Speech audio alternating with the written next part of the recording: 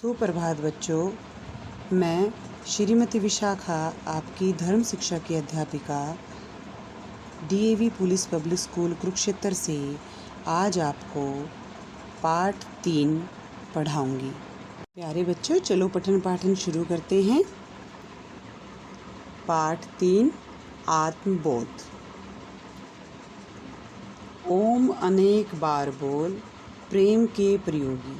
कवि कहता है कि ओम का हमें बार बार उच्चारण करना चाहिए, हमें ओम को बार बार बोलना चाहिए, क्योंकि ओम का प्रयोग करने से जितनी बार हम ओम का प्रयोग करेंगे हमारे अंदर प्रेम रूपी संचार होगा। है यही अनादि नाद निर्विकल्प निर्विवाद। और जो ओम नाम है यही अनादि है, क्योंकि ओम का कोई भी आदि नहीं है, अर्थात ओम अनादि है, अनादि नाद है, निर्कल्प निर्विवाद, और यही निर्कल्प और निर्विवाद है, अर्थात ओम के नाम के ऊपर कोई भी विवाद नहीं है। भूलते न पूज्य पाद वीतरयाग योगी। कवि कहता है कि जो ओम नाम का उच्चारण कर लेते हैं वो पूज्य पाद अर्थात जो महापुरुष लोग हैं उनकी गुणगान को, उनकी वाणी को नहीं भूलते हैं। वीतराग योगी, और वे योगी उस परमपिता परमात्मा ओम के ध्यान में ही मग्न रहते हैं। वेद को प्रमाण मान अर्थ योजना बखान। हम सब वेद को ही प्रमाण मानकर उसी का गुणगान करें, उसी का बखान करें। गा रहे गुणी सुजान साधु स्वर्ग भोगी। और इस ओम का गुणगान सभी गुणी लोग और सज्जन लोग, साधु लोग और जो स्वर्ग के भोक्ता भी हो चुके हैं, अर्थात जो स्वर्ग योगी भी हो चुके हैं, उन्होंने भी ओम का ही उच्चारण करके वो स्वर्ग के भोक्ता बने हैं।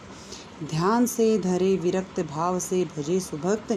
हमें ओम का उच्चारण अपने धर्म में, अपने ध्यान में धर के उसकी भक्ति में विरक्त हो जाना चाहिए, अर्थात खो जाना चाहिए।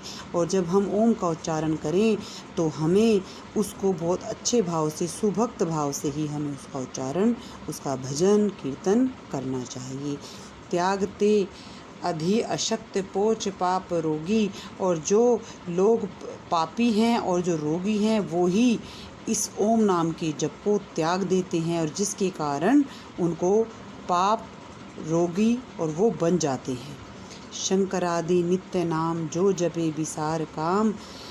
कवि कहता है कि ओम नाम के जो उच्चारण को शंकर आदि प्रभु नित्य ही जपते हैं और उसी का ही गुणगान करते हैं।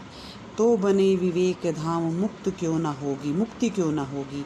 अर्थात अगर हम ओम का उच्चारण करें तो निस्संदेही हम विवेकवान बनेंगे और हमारी मुक्ति संभव हो जाएगी।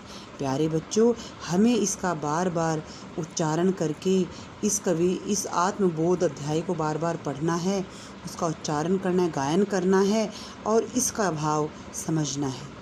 ठीक है। और अगर आपको इसमें कोई भी कठिनाई आती है तो आप मुझे इसके बारे में और भी विस्तार से पूछ सकते हैं। धन्यवाद।